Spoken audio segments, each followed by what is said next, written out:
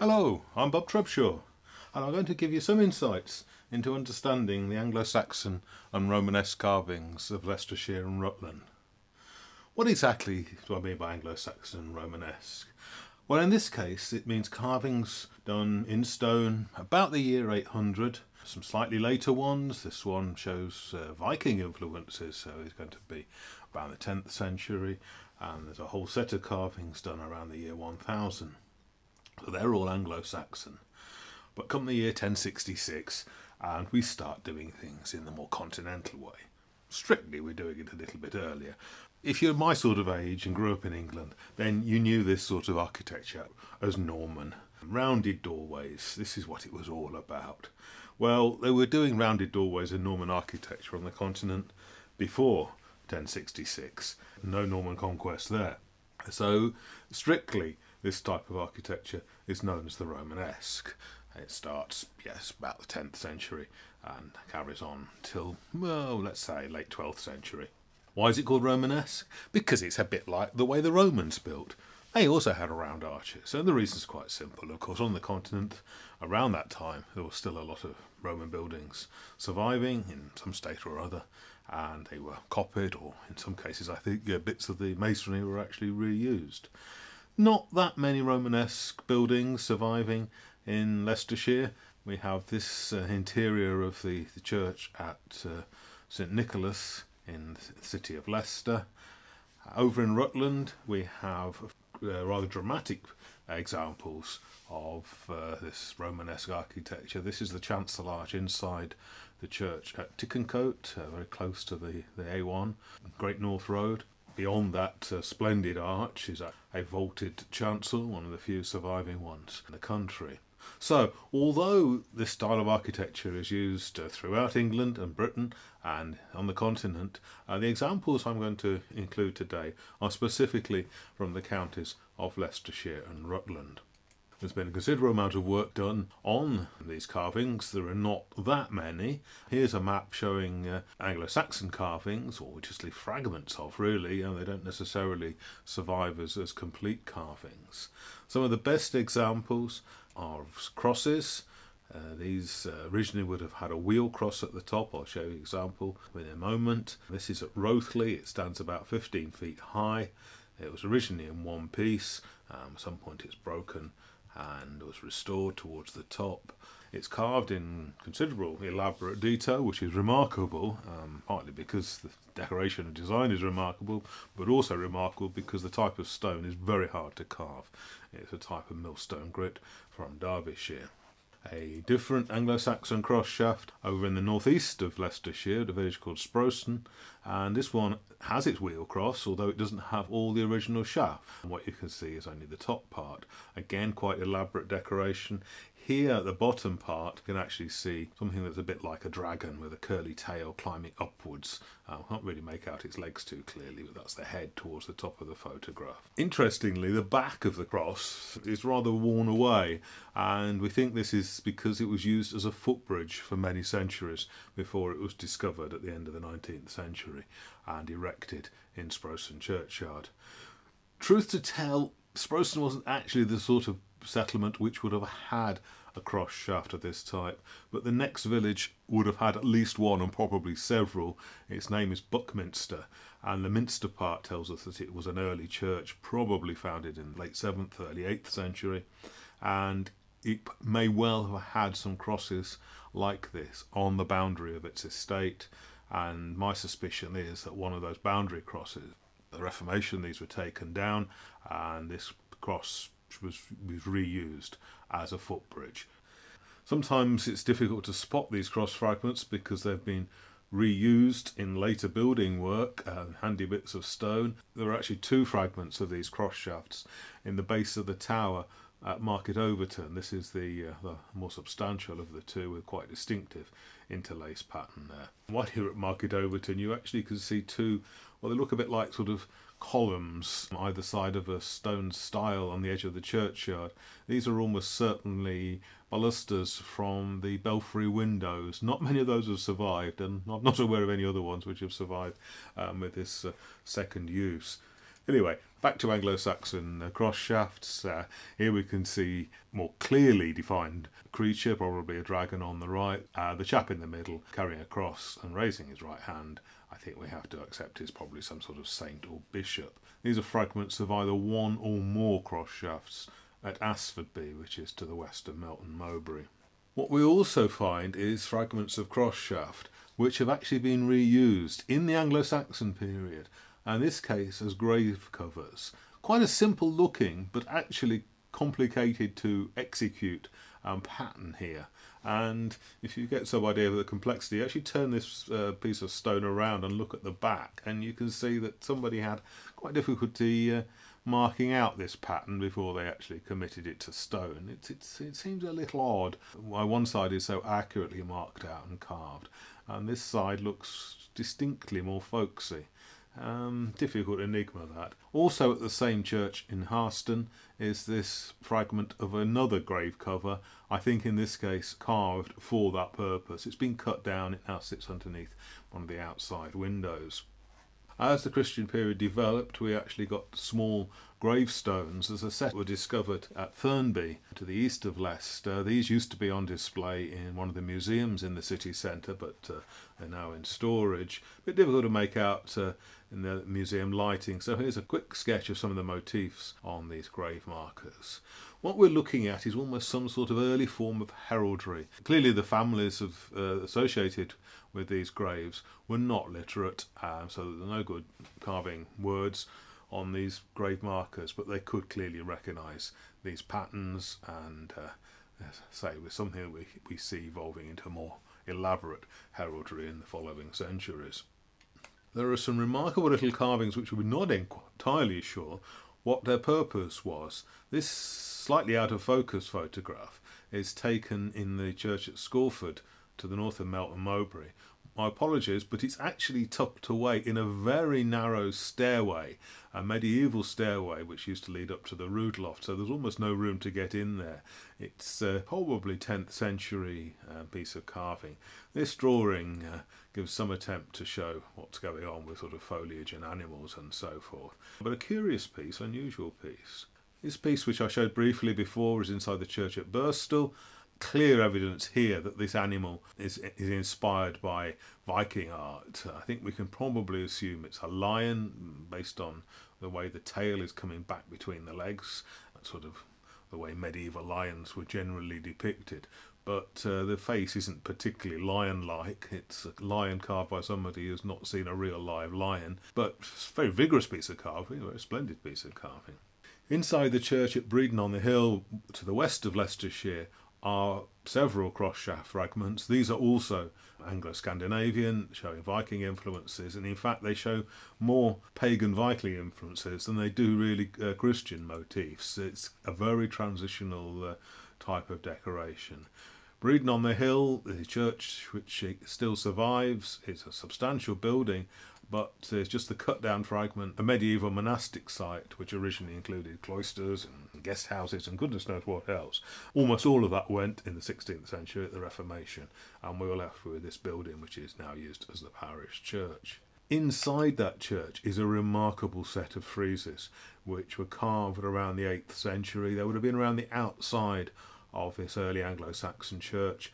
It probably wasn't the first church built on this site. There would have been one from a later part of the 7th century, probably built in wood, perhaps even a second church built in wood before this stone-built church was created.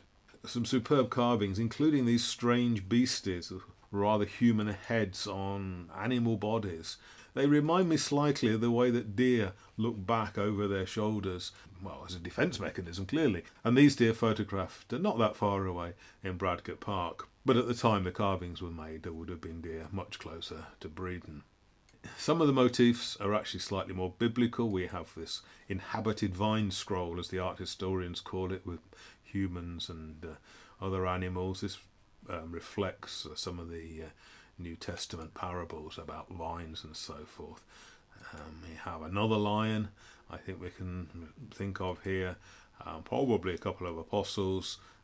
These are definitely apostles because there was originally a set of 12, although only 9 figures have survived in these sets of 3. And here we again, another of the saints, difficult to work out which one. And up in the tower is the most remarkable of these carvings. It depicts an angel giving a gesture of blessing. What intrigues me, these carvings, which are about 200 years older, they're also like sort of hallucinations, they're like nightmares. Could it be that the chap who carved this suffered from a painful illness? Might even been arthritis. I mean, he was carving stone, very physical job, outside in all weathers, probably had been doing so for many, many years if he was that good a stone carver. The most available painkiller in the Anglo-Saxon period, and we know right the way through into the early 20th century, were opiates, solutions of opium and this sort of thing. But the downside of them is that you do get nightmares and hallucinations in your sleep. And if you think that's a little over speculative, well, look again at this carving of the angel and look at the feet. There are two plants growing either side of this figure, and they are both poppies. And specifically they're opium poppies because the seed heads haven't burst open. There's the one thing about opium poppies, they're cultivars. Every opium poppy ever grown has been sowed by a human being. They do not naturally seed. The original carving up in the tower has some traces of original paint in those creases in the wing. And what you're more likely to see is a very accurate replica made a few years ago, which sits inside the nave, so you can see this without getting access to the tower. It wouldn't originally have been bare stone. We can get some idea of the colour schemes of this Byzantine art by looking at surviving mosaics. Now, quite clearly, mosaics were not shipped over from the Middle East to the British Isles, but illuminated manuscripts, decorative needlework, possibly even decorated metalwork, and small pieces of sculpture such as ivory, they would have all been shipped over. And we can see here a secular subject matter which uses exactly the same architectural alcove as a motif, and on the right a religious image. Now, it's been suggested to me that around the year 1000, when this carving was made, it was just becoming the fashion to put a pair of sculptures either side of the chancel. We call them angels. At the time they would have been known as archangels, and they depicted Archangel Michael and Archangel Gabriel. I think we have to assume that the figure at Breedon on the Hill is one of Archangel Gabriel, and not St Michael. The iconography is completely wrong for Michael. So was St Gabriel regarded some sort of patron saint of healing? Well, I can't prove it, but it seems rather likely. Here over in the east of Leicestershire, at a church in the village of Church Langton, is this figure, who's regarded as about the same time, 11th century. Quite difficult to date. Obviously damaged, so we can't see what he, and I think it is a he, was holding in each hand. He could be holding a cross in his right hand, but that is unusual. Bishops usually held their cross in their left hand and gave a gesture of blessing with their right hand. And we have this strange little sort of U-shaped object down between his feet. There are some parallels. Here we are in Gloucestershire looking at a figure of Christ, and they say his right hand giving a gesture of blessing. Quite a distinctive halo. Now, the reason the Church Langton figure has failed above the head is because there's quite a deep, almost semicircular recess around the figure's head. This may just allow the head to appear in more relief, or it may be intended to be some sort of halo. If it is a halo, well, is it a figure of Christ or one of the saints? It almost raises as many questions as it answered.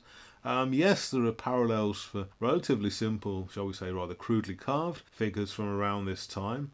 Here's a font in Oxfordshire, but quite clearly depicting Adam and Eve. Here we have Adam actually depicted with gardening tools, if you like, farming tools. He's using a spade. This is as close as we get to the figure at Church Langton, but it doesn't explain the little object between his feet, and we have to assume that he's not accidental. I have suggested, although it's difficult to prove, that it is an early depiction of St Dunstan, who was the patron saint of blacksmiths. It's a slightly complicated story, but as part of his later hagiography, he ends up tweaking the nose of the devil with his blacksmith's tongs. It's an interesting parallel. Is this guy holding a hammer? Is this object between his feet some sort of very simple portable anvil, perhaps used for shoeing horses? Difficult to say, and certainly impossible to prove, but just as a bit of collaborative evidence, just to the west of Church Langton is the modern village of Smeaton Westerby, which is actually two villages which have come together. Westerby is a settlement to the west of somewhere significant, and that somewhere significant really has to be Church Langton. And the Smeaton originally means the smith's tune, the smith's settlement. So was there a community of working smiths just to the west of this church at Langton? Going back to this chancel arch at Tickencote, which was carved around 1130 to 1150. It's a superb piece of work in its own right, but actually what's behind it, the chancel, is even more interesting because it is the survival of this stone vaulted roof, which is of the same period, quite elaborate. Above the roof, the priest originally lived. If you look at the outside of the church, you can see that the roof is still very high, and there's room for a room up there. Unfortunately, in the restoration of the late 18th century, they took away the stairs which led to that upstairs room, so we have an almost unique survival that we can't actually get into. The figurative carving is quite minimal. Just in the top of the roof is this small circular boss with three heads. Two are human, one is an animal, perhaps a wolf. The team that built this vault and the chancel arch went on a few years later to build the crypt at Canterbury Cathedral, somewhere between 15 and about 30 odd years later. And this also uses vaulting, not quite so elaborately decorated, but the same mason's marks are found on the blocks of stone here as they are at Tickencote. So you could imagine that when the Archbishop of Canterbury was looking for a good bunch of builders, they could turn around and say, well, actually we built a vaulted chancel 15, 20 odd years ago, and it's still standing in Rutland. Tickencote, well worth going to, because there are also some surviving corbels decorated with heads from exactly the same period. Not many of those are around in this part of the world. Much more vigorous than corbels which have been carved and decorated 100 or 300 years later. So, what about the decoration on this chancel arch? Well, there's 7 bands of carving.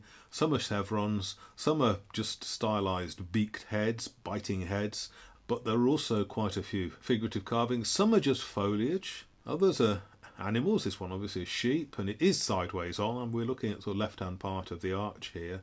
And almost next to that is this foliage sprouting face. I think, is it female face? Look at the bird's head. Is that a swan's neck draped around its head? It's slightly hard to read. There is also this face, which might be tongue poking, but I think also intended to depict foliage. We have this ridge down the middle, which is quite characteristic of 12th century stylised foliage. I'm going to come back to this foliage sprouting later. Let's just look at some other examples of 12th, early 13th century carving. Also in Rutland is this little church at Essendine. I'll just focus on the left-hand part of that building. That is in essence a 12th century chapel. The bit on the right was added in the 18th century as a chancel when it became the parish church. The original parish church was in a poor state of repair and was demolished. And this little private chapel, erected by the Norman lord of the manor, basically on the money he made from tolls charged to anybody passing over a bridge. There might even been a ferry at that point across the river which separates Rutland from the adjoining county. But look again at that south doorway. Very typical rounded architecture, chevron mouldings and so forth. But underneath, filling the space between the rectangular door and the semicircular archway, is something known as a tympanum. This one is one of the more elaborate ones which you'll encounter in any parish church. It depicts Christ in majesty, gesture of blessing once again. The two figures either side are angels in adoration. Yes, there are some better examples of this. Most of them are actually in northern France. This is one inside the cathedral at Ely. We get exactly the same motifs, more elaborately carved. Christ with this almond-shaped vesica piscis, this particularly elaborate form of halo, and the two angels and so forth. They would not originally have been bare stone. If you could afford a sculptor this good, then you could certainly afford somebody to paint or even gild these carvings. Here we have a piece of enamelled metalwork from roughly the same time, showing exactly the same subject matter, except there are 4 figures, which are the 4 evangelists. We have a manuscript now in Westminster Abbey, which shows pretty much the same again. So this is the sort of colour scheme. Basically, the guy that built this had got lots of money.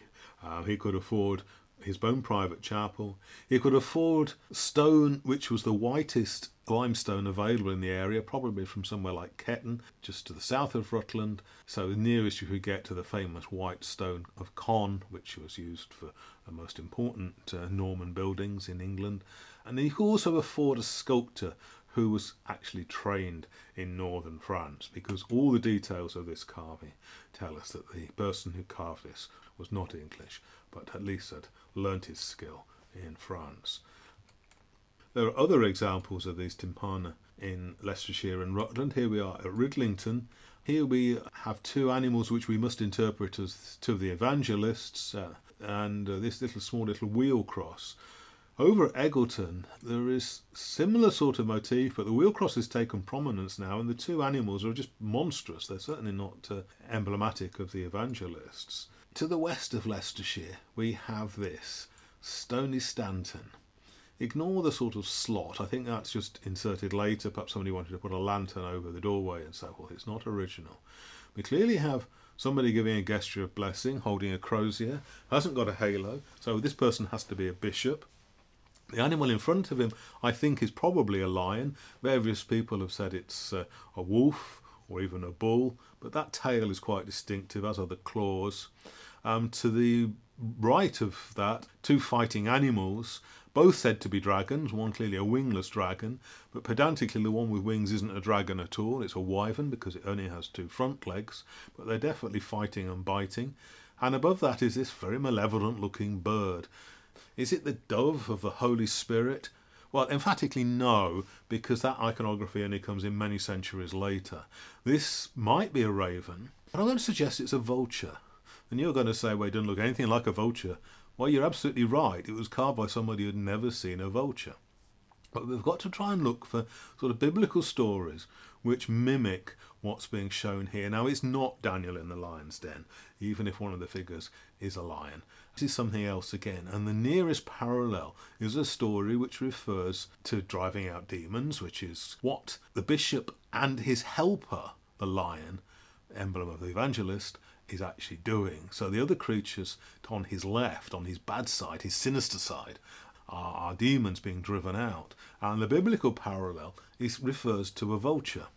But of course, 12th century stonemason in England has never seen a vulture. Somebody might have told him it was a pretty ugly, nasty looking bird, but he was pretty much left to his own devices after that. So that's my interpretation of this superb piece of carving. But there are actually other parallels to this, and strangely, they come from pagan contexts. This is a drawing of a small gold brachiate, probably less than 2 inches across, an amulet if you like. And what we're looking at is a human figure with 2 birds at his head, one's actually on top of his head, and then this wolf on the left-hand side, which is biting one of his hands. If it was just the 2 birds and a single figure, we would identify this as Odin, or Uthin, with the 2 ravens, Hugin and Munin, that flew out each morning, circled the world, and came back to Odin's shoulders each evening and reported everything that they had seen and heard. Excellent sort of surveillance mechanism in the days before the internet.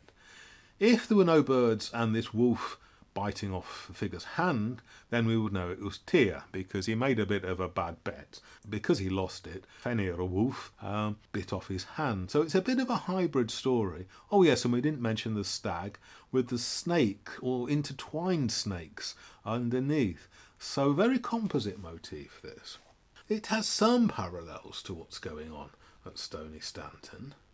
But as to these 2 tympana, quite close to each other in Derbyshire, one at Parwich, one at Hognaston, we see here creatures and animals, At Parich, there's a lamb holding a wheel cross. Well, this is obviously the Agnus Dei, the Lamb of God. And at Hognaston, we see the Agnus Dei. We see the bishop again holding his crozier, this time in his right hand. A couple of animals on the right, which look far more benign. They're not dragons. And above that is a pig. Well, yes, the village is called Hognaston. You know, spot the joke. Very Anglo-Saxon sort of joke that is. Over in Cambridgeshire, we've got the wheel cross again, we've got the human figure, we've got three animals, two of which seem to be kneeling and bowing their heads. These could be sheep, and if so, it's a bad misreading of one of the gospel stories of the nativity scene, where it is said that various animals kneel down to the baby Christ. Interestingly, not the sheep, but we won't worry too much about accuracy to the text. And then there's this splendid tympanum. Sadly no longer over doorway and a little bit lost in the shadows inside the porch at Hallerton. Well, we know who this is. This is St. Michael, and he's just defeated the dragon. What you can't make out quite so clearly is just to the right are two human figures. Now, they might just be the benefactors who paid for this carving, but we also must read them as two figures who are hugely grateful to St. Michael for stopping them being the dragon's breakfast and so forth. Clearly, St. Michael depicted here as a warrior, despite the fact he's got wings. So this is it's about a century or so after depictions of Archangel Michael became a bit of a fashion. But the fashion for the armour that's shown in this tympanum isn't Norman at all. Here we have some Norman knights fighting, an illustration from the Bayeux Tapestry. Clearly quite a different way of dressing for battle. Certainly not the way that Archangel Michael is depicted. Archangel Michael here is very much based on Byzantine art. As we saw previously, the Archangel Gabriel at Reading, even though that was a few centuries before this. Here we have what seems to be the same figure, St. Michael fighting not just one dragon here, but perhaps three dragons, or is it a case of you chop one head off and two more appear in the place? Whoever's doing the fighting here hasn't actually beaten the dragons. This is a battle of good against evil that's going to carry on till the end of time, or at least until that font crumbles into dust. If you went down to the local betting office, I don't think you'd sort of put anything more than evens odds on St. Michael actually getting the better of these dragons, and that's before you walk round to the side of the font and see there's two more of the blighters creeping up behind him. But is it actually St. Michael at all? I don't know, but the ritual of baptism includes this following phrase: "We sign you with the sign of the cross, and you will manfully fight under Christ's banner against sin and the world and the devil, and continue as Christ's faithful soldier." So is this actually not St. Michael at all, but an idealised version of somebody who was about to be baptised into the faith? Difficult to prove, but I think that's a serious contention. Fonts can be a lot more splendid than that rather folksy example at Thorpe Arnold. Here we are at Greetham, round base, square top. Fairly difficult to execute in stone. You've got to get it right. And if you're a very good stonemason, you say, well, that was easy peasy. I'm going to show off. I'm going to put about 6 or 8 little flutes on each corner, and I'm going to do 2 sets on each corner. That's 8 sets altogether. Every one of them's got to be right. I can't be more than a millimetre out, else it will show. And, well, yes, that superb carving, he was showing off. You know, beat that, guys, is really what he was saying. On the corners are 4 heads, 2 of them human, 2 of them more sort of beastie-like. One of the human ones is tongue poking. Well, this is a gesture of defiance the world around. Just think of the all-black rugby team and the haka. Why the 4 heads? Well, there's been some strange suggestions. But again, if we look to the liturgy, not to the rite of baptism, but to the liturgy associated with blessing the water that's used in baptism. And this quotes from the 2nd book of Genesis, verse 10. There's a reference to the 4 rivers that have their headwaters, their origins, in paradise: the Phaison, the Gihon, the Tigris and the Euphrates. Now this liturgy would have been in Vulgate Latin, and the Latin word for river, or the source of a river, is capita. That's fine, the headwaters if you like. Capita comes through into modern English in words like decapitated. So I think The medieval sculptures, we're having a little bit of a wordplay here, but yes, remember the source of these four rivers, the headwaters of these four rivers, but we'll put four heads on there by way of a pun. Can't prove it, but it's pretty much the way their minds worked.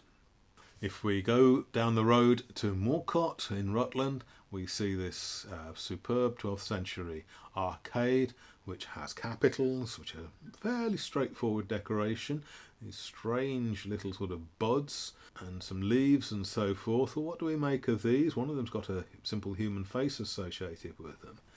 Well, some people would say they're fir cones, but fir cones carved by somebody that's never seen a fir cone, and that does not make sense for 12th century England.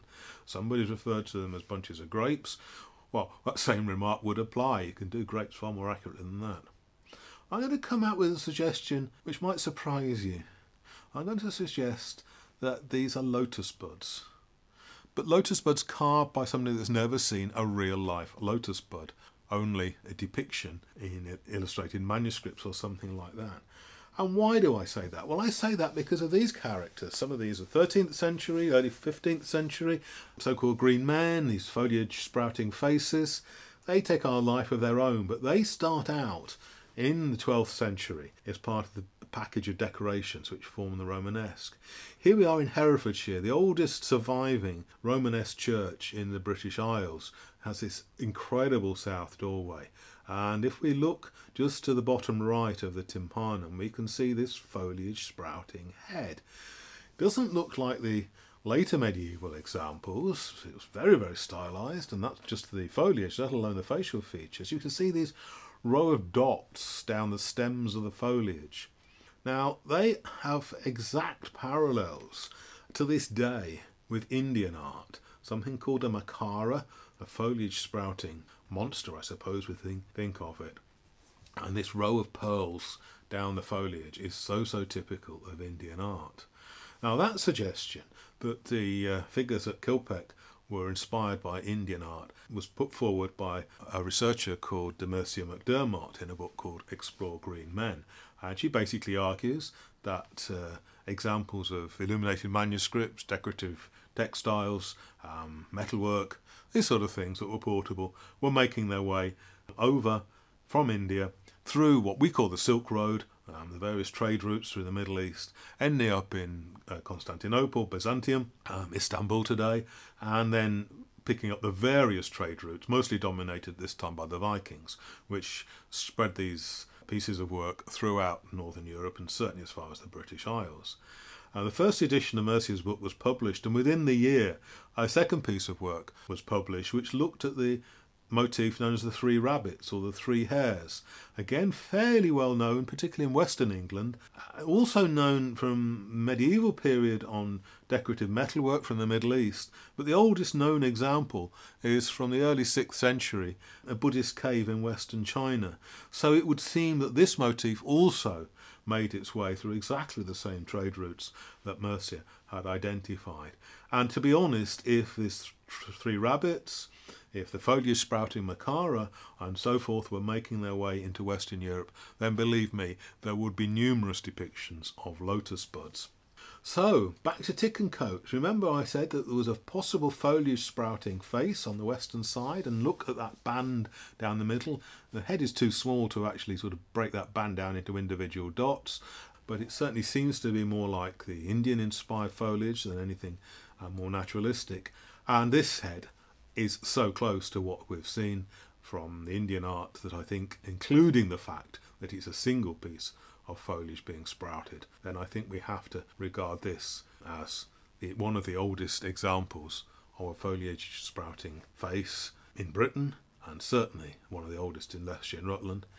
If there is a comparable figure, it's not that far away. It's at the church of Stoke Dry. It's inside, it's on one of the pair of decorated columns which form part of the chancel arch. A bit difficult to see in the available light, but here they are either side. Now these would have originally been brightly painted and it would make more sense, but they're just covered in decorative motifs, mostly figures, some animals, some humans, some hybrids between the two. Here we can recognise the cockerel and so forth. Mixed in among those on the left hand column is this human-headed, four-legged creature which is also sprouting a very similar piece of stylized foliage. So this human-headed quadruped sits alongside the face at Tickencote as being some of the oldest examples of this motif. While we're at Stoke Dry, the other column has a figure pulling on a rope, and at the end of the rope is a bell. Nothing complicated about this bell ringer. It's just a wooden post with a bracket, a bit like a gallows, I suppose. But as far as we know, this is the oldest depiction of a bell ringer in the British Isles. Now, this video hasn't attempted to be comprehensive in any way. I've only picked on a few examples of the Anglo-Saxon and Romanesque carvings in Leicestershire and Rutland. It's part of a much bigger project to record every figurative carving inside and outside the churches of Leicestershire and Rutland. That project is known by the slightly misleading name of Project Gargoyle. If you want to find out more about Project Gargoyle, there's a separate video which gives an introduction, and there is also another video which looks at the carvings which follow on from the Romanesque from the 13th to 15th century.